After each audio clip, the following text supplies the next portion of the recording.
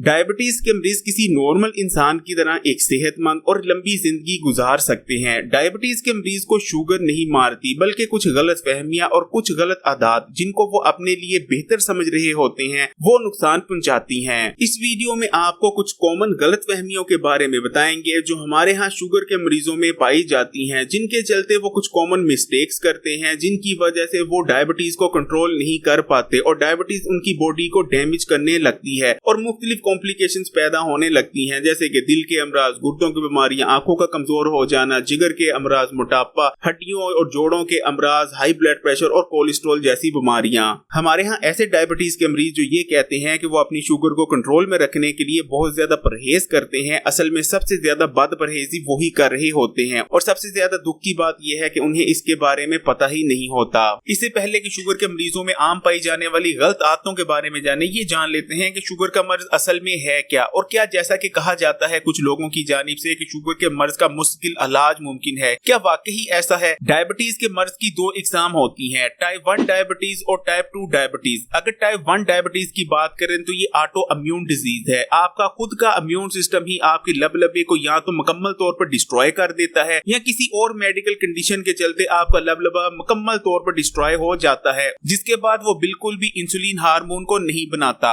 क्योंकि आपका लबलबा बिल्कुल भी इंसुलिन हार्मोन को प्रोड्यूस नहीं कर रहा होता, इसलिए टाइप 1 डायबिटीज में आपको पूरी जिंदगी अद्वियात का इस्तेमाल करना पड़ता है। अगर टाइप 2 डायबिटीज की बात करें तो इसमें या तो आपका लबलबा जरूरत से कम इंसुलिन हार्मोन बना रहा होता है या पूरी मिकदार में इंसुलिन हार्मोन बना रहा होता है, लेकिन आपकी बॉडी इस इंसुलिन को यूटिलाइज नहीं कर पा रही होती, यानी इस्तेमाल नहीं कर पा रही होती, जिसकी सबसे बड़ी वजह इंसुलिन रेजिस्टेंस होती है, यानी वो कंडीशन जिसमें आपकी बॉडी के सेल्स इंसुलिन हार्मोन को ठीक तरह से रिस्पॉन्स नहीं करते। इन दोनों सूरतों में ही डायबिटीज का मर्ज पूरी जिंदगी खत्म नहीं होता, यानी आपको अपनी पूरी जिंदगी इस मर्ज के साथ ही गुजारनी होगी। इसलिए अगर कोई डॉक्टर या हकीम आपसे ये कहता है कि वो डायबिटीज के मर्ज को जड़ से खत्म कर सकता है तो वो आपसे सरासर झूठ बोल रहा है, आपको बेवकूफ बना रहा है। हमारे यहाँ शुगर के मरीजों में जो पहली गलत आदत पाई जाती है वो है परहेजी खाने के हवाले से। अगर आप किसी भी शुगर के मरीज से ये पूछते हैं कि वो क्या खाता है तो उसका यही जवाब होगा कि वो परहेजी खाना खाता है, जिसकी तफसील बताते हुए उसका कहना होता है कि नाश्ते में वो या तो चाय के साथ टोस्ट ले लेता है या रस वगैरह खा लेता है,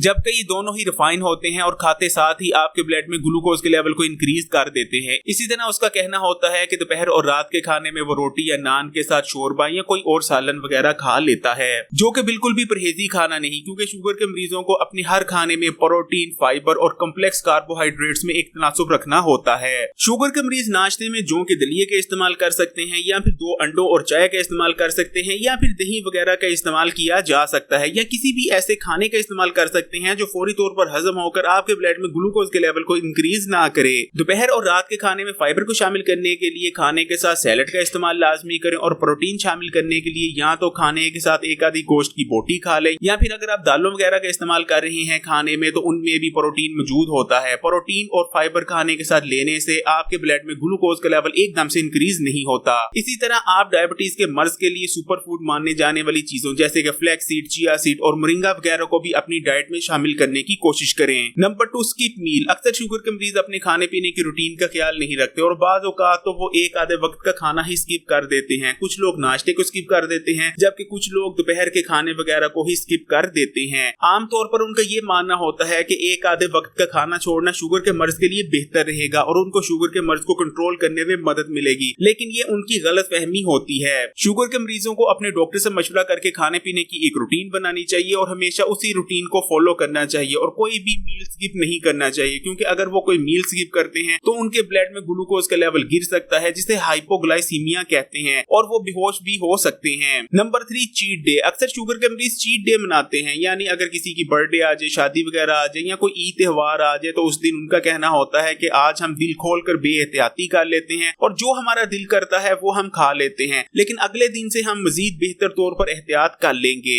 उस दिन वो दिल खोलकर बेएहतियाती करते हैं और जो उनका दिल करता है वो खाते हैं, जिस वजह से उनका शुगर का लेवल बहुत ज्यादा बढ़ जाता है। बढ़ा हुआ शुगर का लेवल उनकी बॉडी को डैमेज करने लगता है, उनके ऑर्गन्स को डैमेज करने लगता है, जो कि परमानेंट होता है। इस तरह अगर शुगर के मरीज बार बार चीट डे मनाएंगे तो उनकी बॉडी पर बहुत बुरा असर पड़ता है और उसका नतीजा शुगर की वजह से पैदा होने वाली कॉम्प्लिकेशंस या किसी ऑर्गन के फेल होने की सूरत में निकलता है। नंबर 4, डाइट सोडा और आर्टिफिशियल स्वीटनर्स। आजकल शुगर के मरीजों में ये फैशन चाह रहा है कि वो डाइट सोडे का इस्तेमाल करते हैं या चाय वगैरह को मीठा बनाने के लिए आर्टिफिशियल स्वीटनर्स का इस्तेमाल किया जाता है और यही माना जाता है कि डाइट सोडा हो जाए या आर्टिफिशियल स्वीटनर्स हो जाए, इनका कोई साइड इफेक्ट नहीं और बिना किसी झिझक शुगर के मरीज इनका इस्तेमाल कर सकते हैं। जबकि आर्टिफिशियल स्वीटनर्स और डाइट सोडा पर एक जदीद रिसर्च हुई है जिसमें ये बात सामने आई है कि इनके अंदर ऐसे केमिकल्स मौजूद होते हैं, जब आप इन्हें इस्तेमाल कर लेते हैं तो इन केमिकल्स का एक हिस्सा आपकी बॉडी में परमानेंट रह जाता है और आपकी बॉडी से नहीं निकलता और आहिस्ता आहिस्ता जब इन केमिकल्स की तादाद आपकी बॉडी में बढ़ने लगती है तो ये आपके मुख्तलिफ ऑर्गन्स पर बहुत बुरा असर डालते हैं और आमतौर पर इनकी वजह से आपके गुर्दे फेल हो सकते हैं। नंबर 5, शुगर का मर्ज जड़ से खत्म हो जाएगा। हमारे यहाँ ऐसे कुछ लोग निकल आए हैं जो यहाँ तो कोई फक्की लेकर आ जाते हैं या किसी किस्म को कोई नुस्खा लेकर आ जाते हैं और लोगों को ये कहते हैं कि अगर आप हमारा ये नुस्खा इस्तेमाल कर लेंगे हमारे बताए गए तरीके से तो आपका शुगर का मर्ज जड़ से खत्म हो जाएगा।